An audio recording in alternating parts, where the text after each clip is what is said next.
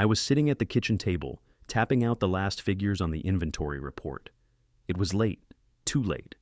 The numbers were all blurring together, and I was starting to feel the weight of it in my neck and shoulders. I should have been in bed an hour ago, but the report wouldn't finish itself. The sound of the door opening snapped me out of the haze. Kelly stepped in, dressed in full fitness boot camp gear, tight leggings, tank top, sneakers. She held a half-empty smoothie bottle in her hand like it was a prop for some conversation I wasn't in the mood for. I barely glanced up from my laptop. "You're late." She didn't smile, didn't even look like she was going to. She set the bottle down and crossed her arms. "I've given this a lot of thought," she started, voice flat, rehearsed, like she'd been practicing in front of a mirror. "You have, until next month, to be the man I need." I blinked. What? More spontaneity, more emotional presence, leadership. She listed the things off, tone like she was checking boxes on a list no one else could see. Less rigidity. Just less. I sat back in the chair but didn't respond. I could feel the slow boil of something, but it didn't come out in words. Just a thick, quiet silence between us. Kelly took a deep breath like she was trying to ground herself, or maybe preparing for what she thought was going to be a bigger reaction from me. "I'm not asking for perfection, just progress." I swallowed the frustration, the urge to laugh at the vague, corporate nature of it all. "I'll do my best," I said. Her gaze shifted, sharp and calculating. "Good. Don't waste this chance." She turned and walked out, smoothie bottle in hand. I didn't look up as she left. I opened my laptop again, but this time I didn't care about the report. I just stared at the screen, trying to pull the pieces together. What exactly she was asking, and what exactly she was saying with that ultimatum. I sat there for a while, the glow of the laptop screen reflecting off my face. Kelly's words kept echoing in my head, but I didn't let them stir me up. Instead, I clicked over to the bank accounts and scanned the numbers. A couple of transactions for dinner, a few automatic withdrawals for bills. I didn't need to make any big moves yet, but I felt the pull to at least take inventory, just to know where things stood. I toggled between the tabs for a bit, then started making some updates to emergency contact info. I didn't have to think twice about removing her from the list. There was no reason to keep that piece of our life together on file anymore. When I finally closed the laptop, I leaned back, resting my head on the chair. It had been a long time since I'd been this still, but it felt like the right moment to just take a breath. I opened my phone and scrolled through some real estate listings, short-term rentals, studios, places with open spaces and natural light. Nothing too permanent, just options. I wasn't ready for anything definite yet, but I liked the idea of having a place that wasn't full of all the little things I'd been holding on to. I'd learned how to ignore the red flags over the past few months, letting them pass by like they were nothing. But they weren't nothing. They were just things I didn't let myself see until now. The weekends when Kelly disappeared for yoga retreats. The sudden group texts about relationship growth advice that always seemed to show up during the hours I was at work. Her comments on my lack of emotional availability, as if I wasn't already drowning in it. And then there were the backhanded jokes, snide little remarks about me not being a good listener, or not knowing how to communicate, or never being the fun one in our relationship. I'd brushed it all off before, but now I wasn't ignoring it. I was letting it sink in. On my phone, I opened her Instagram page, the self-congratulatory gym selfies, the motivational quotes about self-worth, the glowing photos she'd post after working out. I didn't mind her having her thing, but I could see it now, how she treated herself like a product she was marketing, and I wasn't a fan of the product she was selling. A picture of us from a trip years ago popped up in my phone's memories feed. A picture from a hike we did in Colorado, both of us grinning in the sunlight. It hit me differently now. The image of us, carefree and young, almost unrecognizable to the couple we'd become. I didn't delete it, but I didn't keep it in the same gallery either. I moved it to a different folder, not to erase it, but to honor it. It was part of the past, not the present, and that felt right. I got up from the table and walked to the bookshelf, running my fingers along the spines of books and old keepsakes. There were a few things I needed to change, small things. I moved a picture of us from the mantel and slid it to the back of the shelf. A few other things, books, souvenirs, random tokens, followed suit. No drama, just clearing space. I grabbed my phone again, opened the settings, and started canceling some joint services. The shared accounts, the subscriptions. I wasn't angry. I wasn't trying to make some grand gesture. I was just clearing out the clutter, doing what I should have done a long time ago. When I was done, the house felt quieter somehow. I didn't feel lighter, not yet, but I could see the space I needed to move forward. A couple of days passed before Kelly started pushing again. She didn't come right out and confront me, not directly. But there were the texts, the little nudges. The first one came through on a Tuesday, an article titled 10 Ways to Be a Better Partner that she sent without any comment. I skimmed it quickly. Nothing new, just the usual advice, rehashed and packaged like it was groundbreaking. I didn't bother responding. Then came an Instagram poll. How important is emotional connection in a relationship? Is it the foundation or just a bonus? I stared at the screen, wondering what she was expecting. I clicked foundation and moved on. It wasn't subtle. She started mentioning my behavior in conversations with friends, the way she would say, "You know, Jason's a great guy, but he's just emotionally unavailable." She said it like it was a fact, like she was just stating the truth for everyone's benefit. I could feel it, that public judgment. But I didn't fight it. It wasn't worth it. The next Saturday, we went to a mutual friend's baby shower. Kelly was acting like everything was fine, but I could tell she was testing me, picking at the seams of our relationship, trying to make something stick. At one point, when the conversation turned to parenting, she made a joke about how Jason wouldn't know what it's like to handle more than a plant. The laughter that followed felt more uncomfortable than funny, and I could see how everyone in the room took their cue from her. She was directing it, setting me up as the punchline. I didn't react. I didn't defend myself. I didn't brush it off with some sarcastic retort. I just stayed quiet, letting the moment unfold. Instead of getting stuck in the trap, I smoothly shifted the conversation. "Hey, speaking of handling things," I said, "did you hear about Mike's promotion?" The room perked up, and just like that, the spotlight moved. Kelly didn't seem pleased by the shift, but she didn't say anything either. Later that night, back at the house, she cornered me as I was unloading the dishwasher. Her smile was thin, the edges tight with something unspoken. "You know, Jason," she said, with that same calculated tone she had before. "Surprise me this weekend." I didn't look at her, didn't acknowledge the challenge. "Surprise you?" Her smile didn't waver.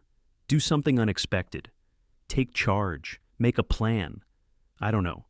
I set the plate in the rack slowly, methodically, then wiped my hands on the dish towel. "I'm not in the mood for games." She watched me, waiting, her eyes narrowing like she was looking for a sign I wasn't giving. I didn't engage. I didn't need to. Instead, I finished up the chores. The kitchen felt empty, the air heavy with expectation. I worked not out of obligation, but because it gave me clarity. I was doing what needed to be done, while she was doing whatever she thought she could to provoke a reaction out of me. By the time I was done, the evening had settled into that same uncomfortable silence, the kind we'd been living with for months. The difference was, I was outside of it now, observing it, not participating in her game. I could see it for what it was, and I wasn't playing along anymore. The pressure started building slowly, in little ways I couldn't ignore anymore. Kelly began to drop the ball on things we'd once considered priorities. A couple of weekends in a row, we had planned to visit my dad. I noticed her dodging those plans, coming up with last-minute excuses. "I'm too tired," or "something came up." I could see her scanning her phone, checking the time like she was waiting for me to get the hint. But I wasn't going to let it go. On the third weekend, she canceled. I didn't argue. I just went on my own. I didn't need her approval or participation anymore. I just needed to keep moving forward. At home, she posted pictures of her latest growth journey on Instagram. Selfies, affirmation posts, vague quotes about living her truth. It was like watching a performance I didn't want to be a part of. I scrolled through them in silence, wondering if she thought I'd be impressed. Then she started dropping hints about the couple's retreat again. Not asking directly, but speaking in the language of influencers. "So many couples are transforming at this retreat," she'd say casually, like it was just a piece of the conversation. "They say it's life-changing." I'm really thinking about it. I didn't bite. I focused on fixing things around the house. It wasn't to prove a point, but because it kept me grounded. It kept my hands busy, my mind clear. I tightened the loose faucet in the kitchen, replaced a door handle in the hallway, patched up a crack in the drywall. I didn't ask for her help, and she didn't offer. I didn't want it anyway. I was in my own space now, reclaiming the control that felt like it had slipped away months ago. Meanwhile, she ramped up the indirect communication, leaving her clothes around, her phone on the counter, just slightly out of reach, hoping I'd take the bait. She'd leave random notes or send me texts that weren't about anything important, just to see if I'd bite. Things like, "Did you get the package?" or "We should talk later." Always vague, always a little too light, like she was trying to provoke me into asking. I didn't engage. I focused on the things that needed doing.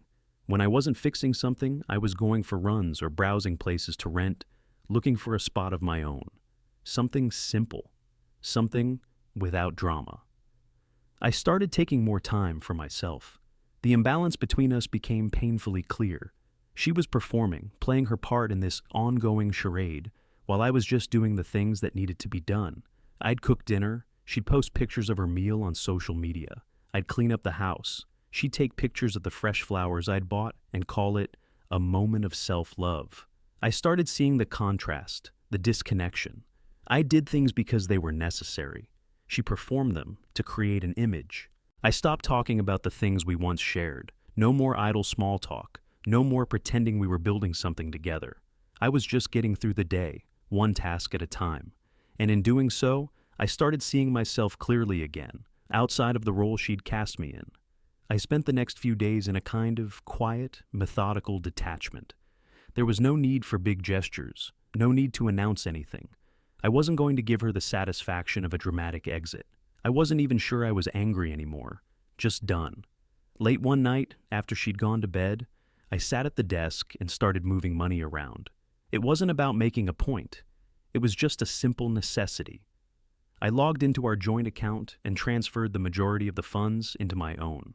I didn't want her to have access to what I had left. It felt like the last thing I could hold on to.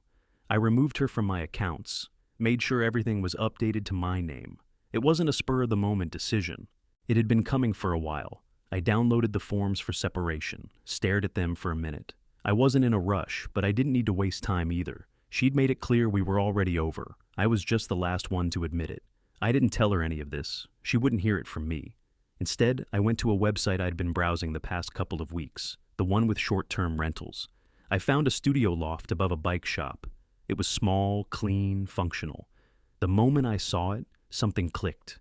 It wasn't fancy. It wasn't supposed to be. But it felt like air, like space. I sent the application and immediately felt a kind of relief wash over me. The next night, I went into the bedroom and grabbed a roller bag. I packed only the essentials, clothes, toiletries, some books. I threw in one shirt, the one she'd always mocked. It was a stupid joke between us, one of those little things that used to be funny. But I didn't need her or her commentary anymore, so I tucked it into the bag anyway, just to mark the end of whatever it was we used to be.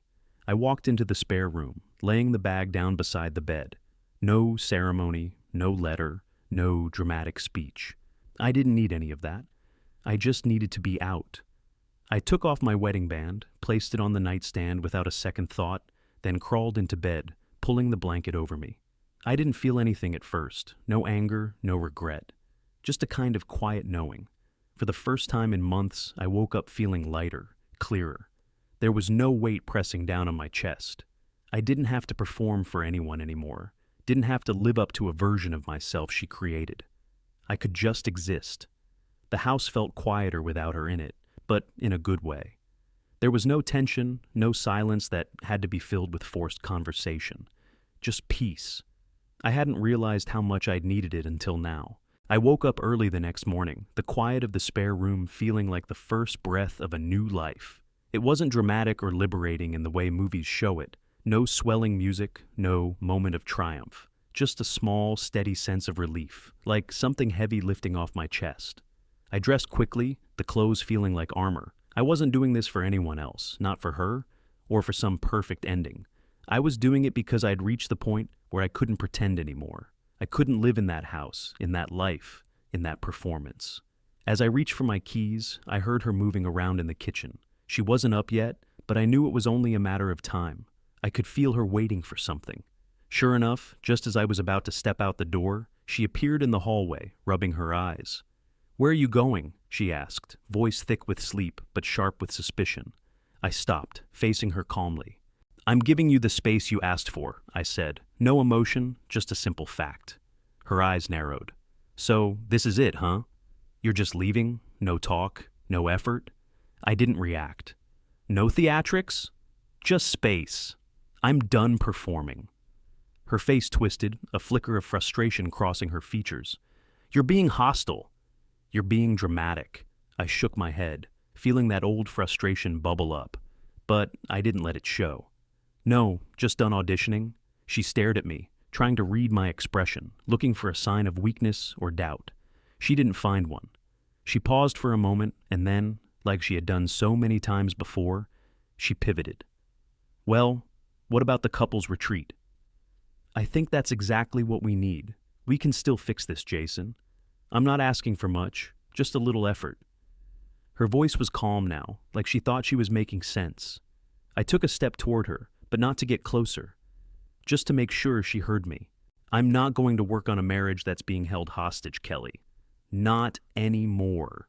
Her eyes flashed with a mixture of disbelief and irritation. She grabbed the retreat brochure from the counter and thrust it toward me, like it would change anything. "Maybe this isn't a big deal to you, but I'm still trying to make it work," she said, her voice rising just enough to carry the desperation underneath. I didn't touch the brochure.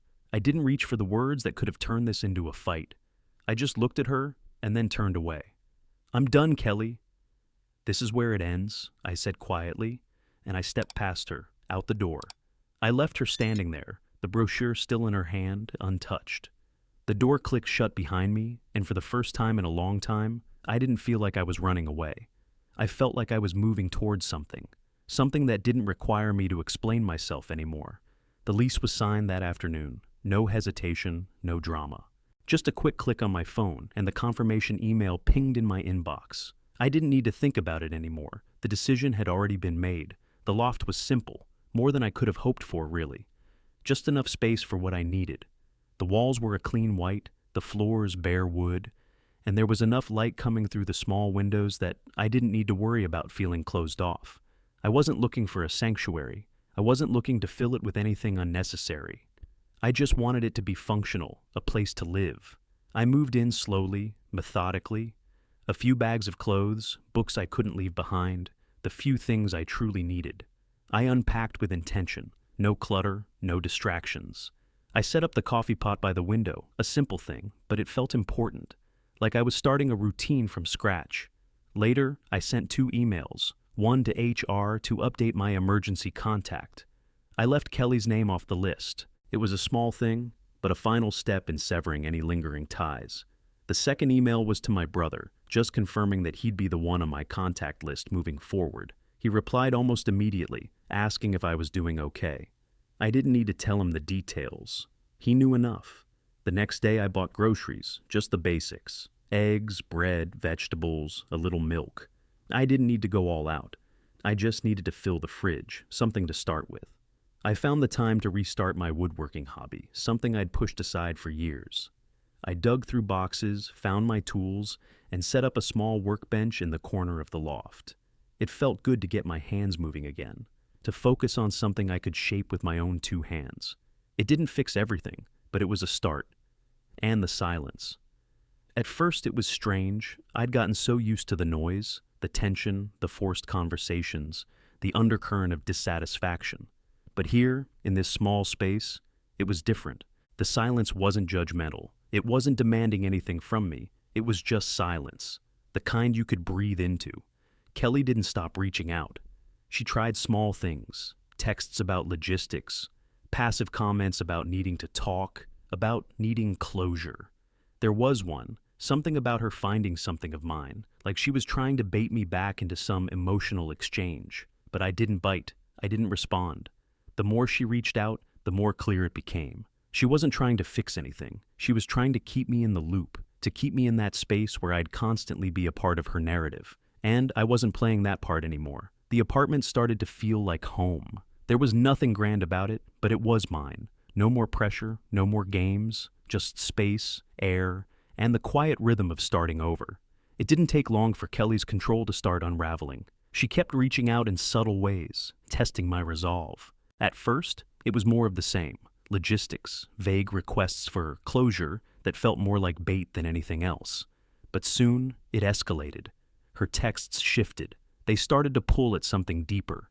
There were messages that tugged at guilt, at nostalgia, things I wasn't about to fall for. One morning, she texted, "Do you remember our first apartment? The way we used to laugh about our stupid routines?" I could almost see her sitting there, waiting for me to get nostalgic with her, to slip back into that old version of ourselves. I didn't bite. I simply replied, "Yeah, I remember." That was it. Then came vulnerability. She'd try to hit me with emotional weight, telling me how hard it was to move on from everything, or how she felt like she was losing herself. I could see the desperation in her words, but I didn't respond with anything more than a calm, flat reply. "I'm sorry you feel that way." It wasn't cruelty, it was just clarity. And slowly I could feel the shift. The confident, in-control version of Kelly that used to dominate everything, our conversations, our decisions, even the space we shared, was faltering. I could see the confusion in her texts, the frustration in her words. The people around her were pulling away too. Her friends stopped checking in as much. The group texts grew quieter, their energy lighter. Her sister, though, she reached out to me.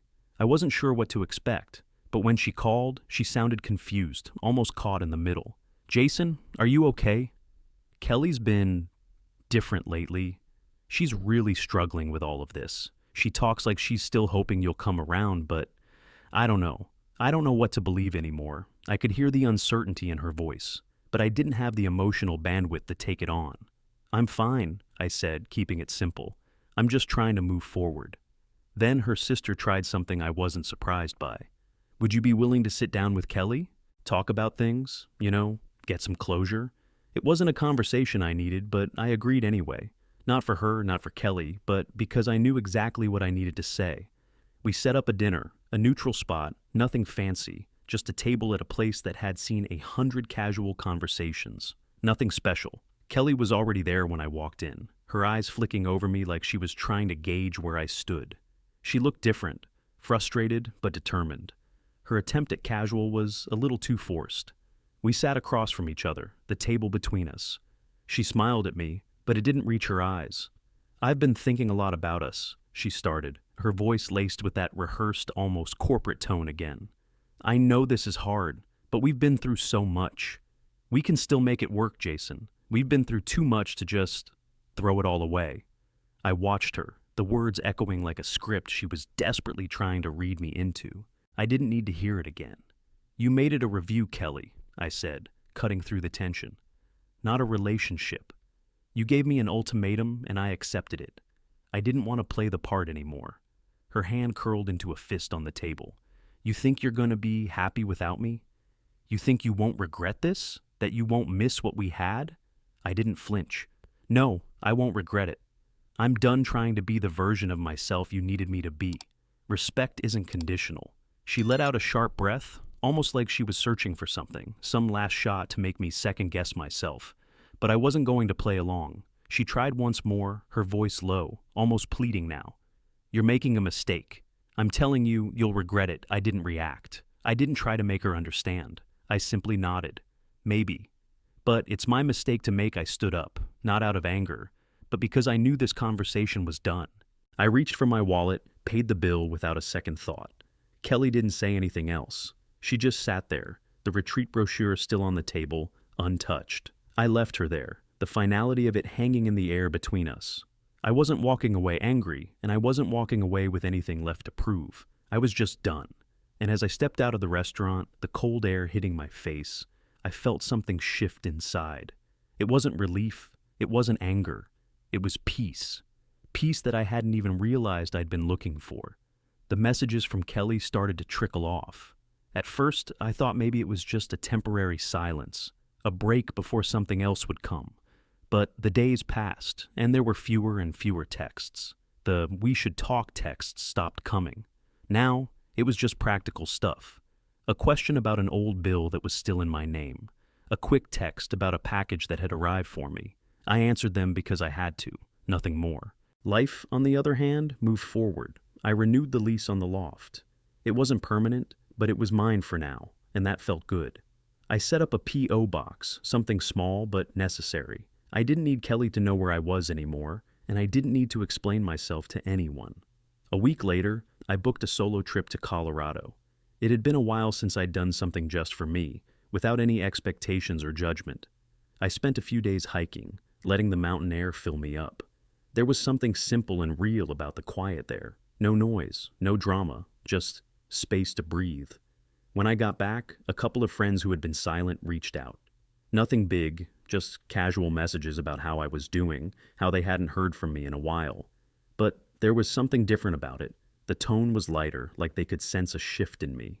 "You seem so much more grounded lately," one of them said. "It's good to see you like this again."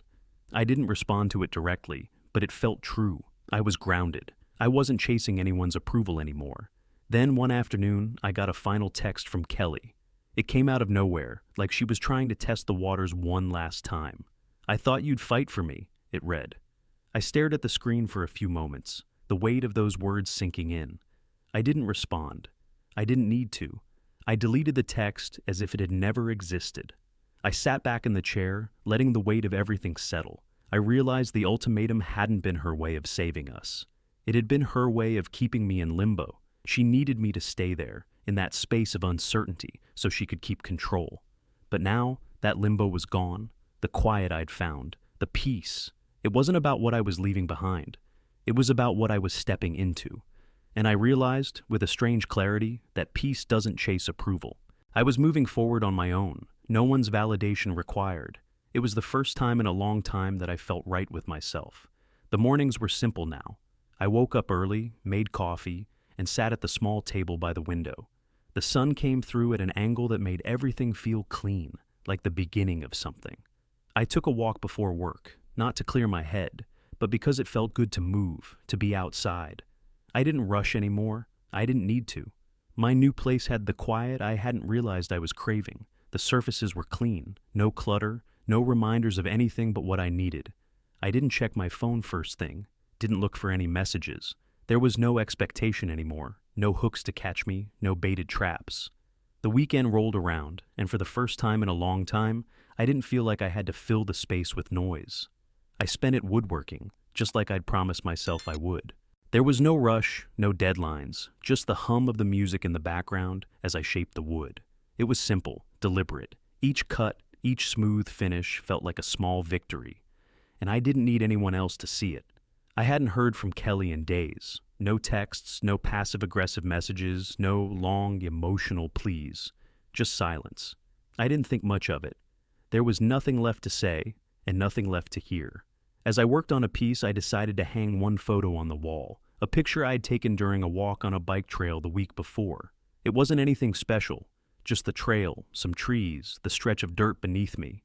But it was mine. No past, no expectations. Just the present. I paused for a moment, staring at the photo. For the first time in a while, I thought about how the past month was supposed to shape me. I was supposed to be molded by the ultimatum, forced to become someone else. But instead, it freed me. I wasn't clinging to anyone's idea of who I should be. I was me, and that was enough. I didn't need anyone to choose me anymore. I'd already chosen myself.